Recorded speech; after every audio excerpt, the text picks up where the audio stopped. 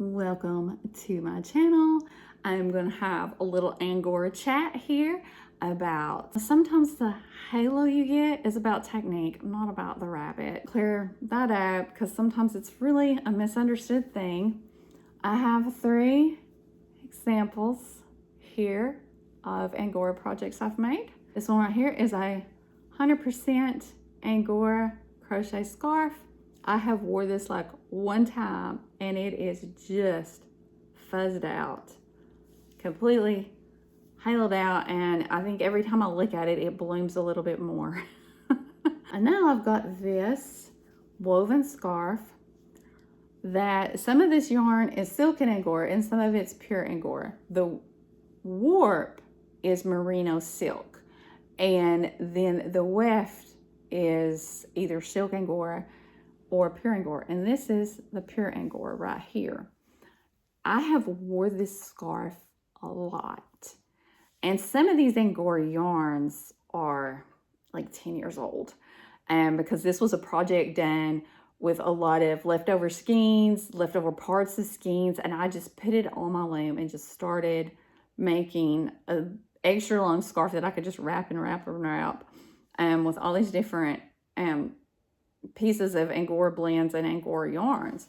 And so even though it's been worn a lot, and you can see right here pure Angora and then the silk Angora, that silk controls that's a whole other video, the fibers that control halo and the fibers that encourage it.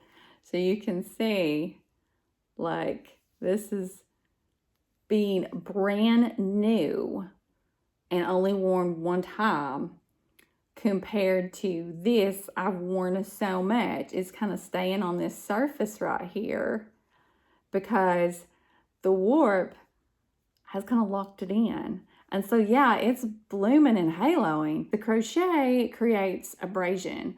You're constantly pulling and making loops, and so it's blooming while I'm working it. And this is the same breed of Angora. There's no difference in the breed here.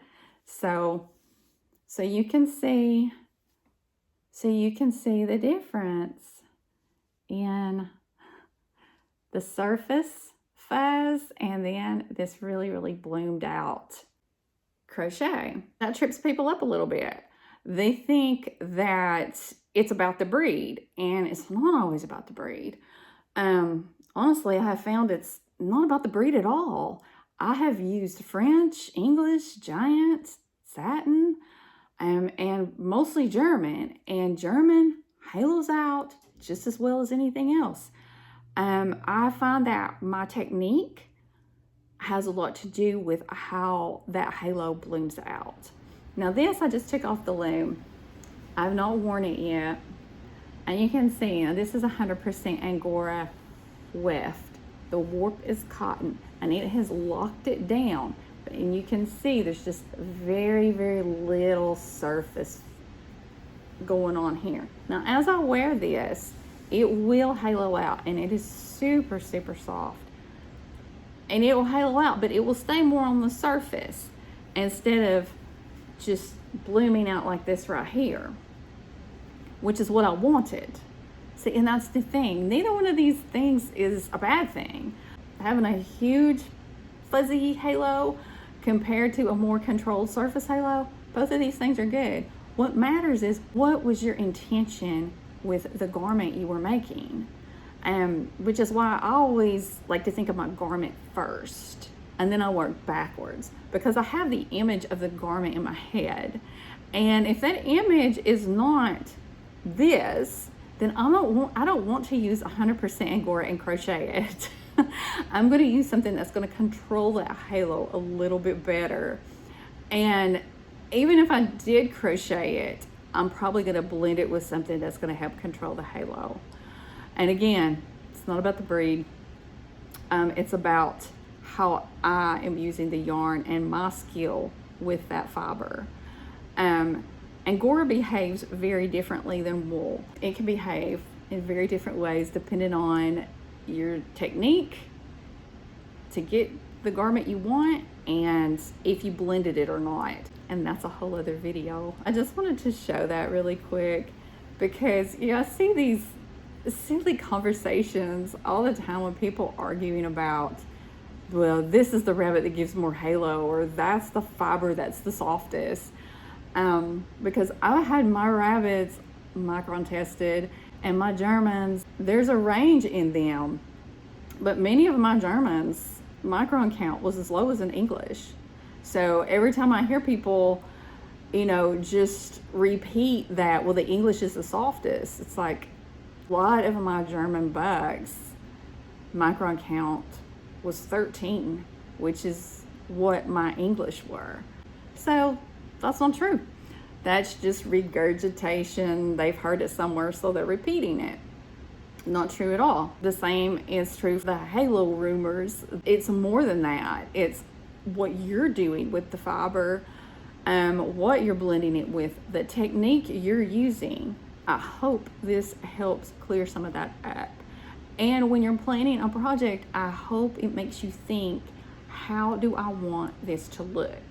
Because if you don't want your sweater to just be a complete fuzzball, then you've got to think about, what kind of technique can I use? What can I blend it with so I don't look like a fuzzball?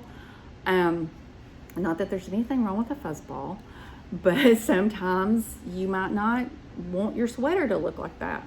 It's so disappointing when you spin your yarn. Angora is expensive, and if you're raising the rabbits, it's even more precious because you've put in so much work to get that fiber. It's not just expense now it's like a lot of work, and you've put that in there, and then you make something and it didn't turn out right, you don't like it.